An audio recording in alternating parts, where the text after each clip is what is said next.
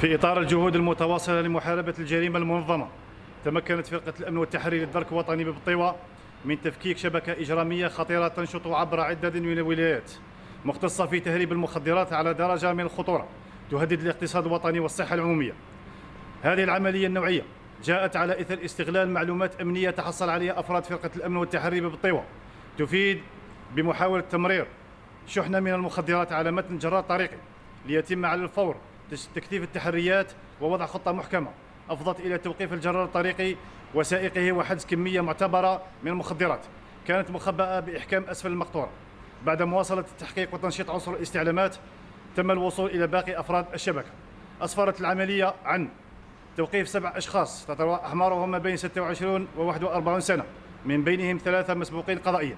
حجز 2 قنطار و25 كيلوغرام من الكيف المعالج، والتي تبلغ قيمتها المالية 11 مليار و260 مليون سنتيم، حجز مبلغ مالي قدره 37,500 دينار جزائري، حجز جرار طريقي و5 هواتف نقالة، حجز وثائق إدارية مزورة.